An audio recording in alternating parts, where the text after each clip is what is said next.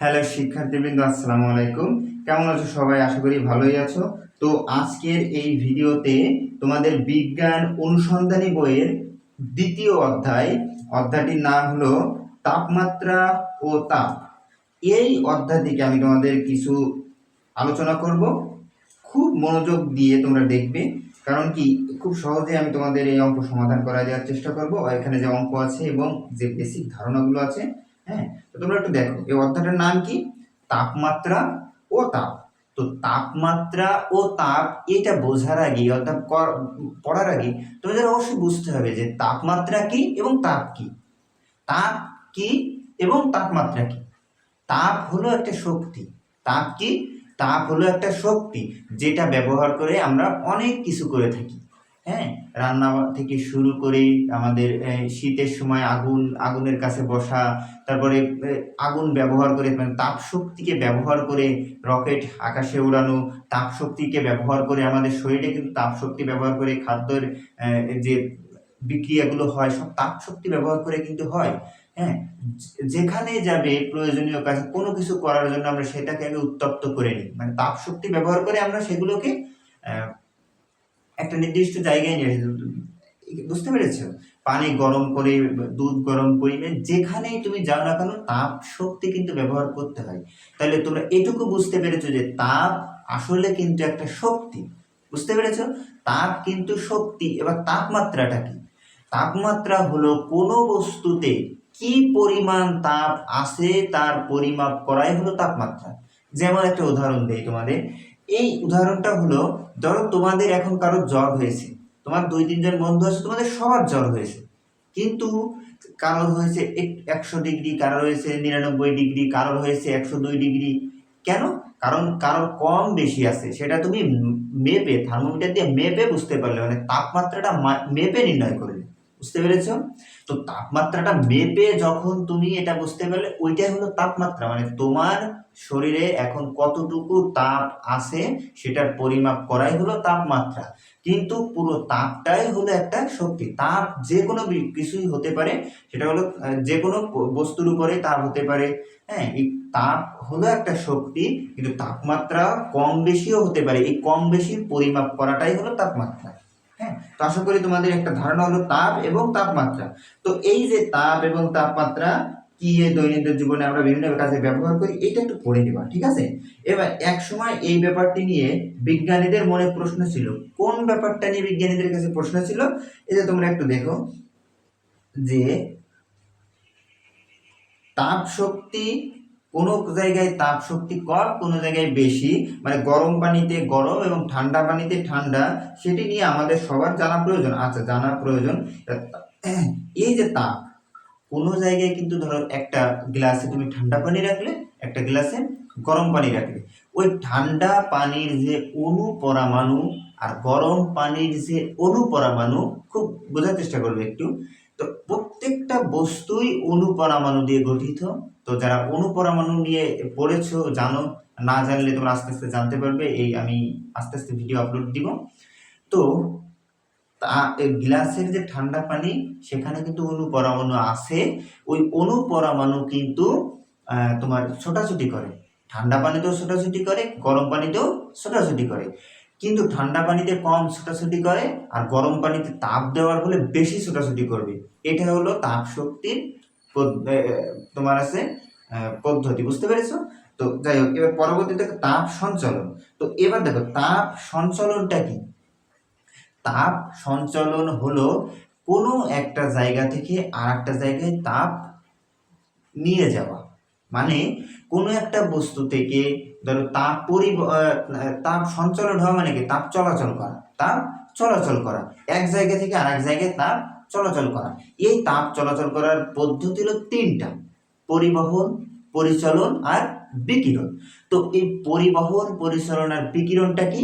পরিবহন পদ্ধতি হলো কঠিন পদার্থের মধ্য দিয়ে তাপ যখন চলাচল করে, ধরো একটা লোহাকে, এত বড় একটা লোহাকে, ধরো এটা একটা লোহা, এটাকে তুমি যখন এক পাশ ধরে আর এক পাশে ধরে আগুনের উপর ধরে গরম উত্তপ্ত করবা, ঠিক তখন কিন্তু দেখবে তোমার এই কিছুক্ষণ পরে এই হাতের এই পাশে কিন্তু তোমার তাপ অনুভূত হচ্ছে।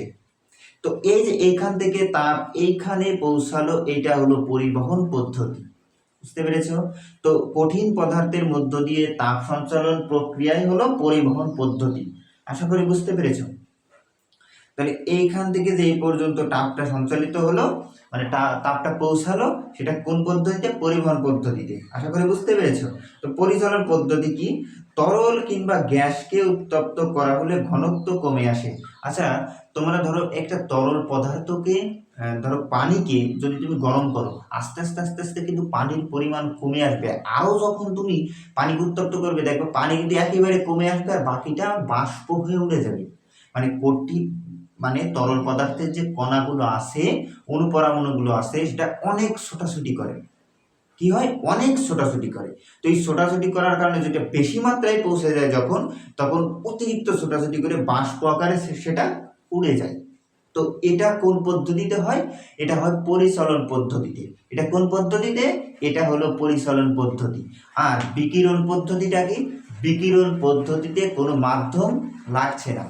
যেমন তোমার সূর্যের তাপ ওই যে 13 লক্ষ 15 প্রায় অনেক 15 লক্ষ কিলোমিটার হয়তো বা আমার মনে নেই, দূর থেকে পৃথিবীতে সূর্য আলো এসে পড়ছে, তুমি যে তাপটা অনুভব করছো, ওইখান থেকে এখানে যে তাপটা বিকিরণ হলো, হ্যাঁ, মানে কোনো মাধ্যম ছাড়াই কিন্তু তোমার কাছে এসে পৌঁছালো, ওইটা হবে বিকিরণ।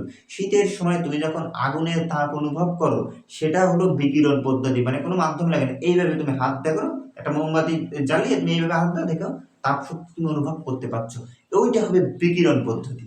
ঠিক আছে? তো আশা করি তুমি বুঝতে পেরেছো। তো এইবার তো আশা করি তুমি তাপ পরিবহন, তাপ সঞ্চালনটা বুঝতে পেরেছো। আপেক্ষিক তাপ, আপেক্ষিক তাপটা কি? একটি বস্তুতে কি পরিমাণ তাপ সঞ্চিত আছে, কি পরিমাণ তাপ আছে সেটি নির্ভর করে বস্তুটির তাপমাত্রার উপর, যা একটু আগে বললাম তাপমাত্রা, আর তার ভর এবং আপেক্ষিক তাপের উপর। যেহেতু বাতাসের ভর খুবই কম, তাই তার তাপ ধারণ ক্ষমতা খুবই কম। এখানে বোঝাতে যাচ্ছে, ধরো এই দুইটা বস্তু, ধরো এই দুইটা বস্তু, এই দুইটা বস্তুতে এইটা যে পরিমাণ তাপ থাকবে, এইটা নিশ্চয়ই তার বেশি পরিমাণ তাপ ধারণ ক্ষমতা বেশি হবে। এইটার তুলনা করা হলো আপেক্ষিক তাপ। আর তাছাড়া বায়ুতে যে তাপ থাকবে, বায়ুতে তাপ থাকলে সেটা হবে তার তুলনায়, মানে কঠিন পদার্থের তুলনায় আরো একটু কম, হ্যাঁ, মানে পরিমাপের ক্ষেত্রে আরো একটু কম, সেটাই বোঝাচ্ছে আপেক্ষিক তাপ দিয়ে। আর তাপের তার পরবর্তীতে দেখো, দুইটি বস্তুর তাপমাত্রা যদি ভিন্ন হয় এবং দুটিকে যদি সংস্পর্শে আনা হয়, তাহলে সে বস্তুর তাপমাত্রা বেশি, সেখান থেকে তাপ কম তাপমাত্রায় বোঝা। এইটা আমি উদাহরণ দিয়ে তোমাদের বোঝাচ্ছি।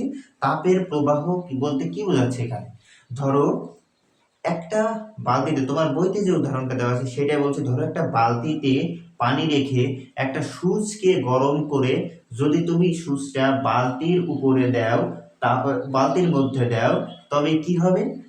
তাহলে সুইর যে তাপটা, সেটা পানিতে আস্তে আস্তে আস্তে আস্তে প্রবাহ হতে থাকবে। মানে সুই থেকে মানে তাপ যেখানে নেই, অনুপস্থিত, সেখানে তাপটা পৌঁছাতে থাকবে যতক্ষণ না পর্যন্ত সমান সমান হয়। কেমন? ধরো এইখানে একটা পাত্রে পানি আছে এই পর্যন্ত, আর এইখানে পানি নেই, ধরো এই পর্যন্তই আছে।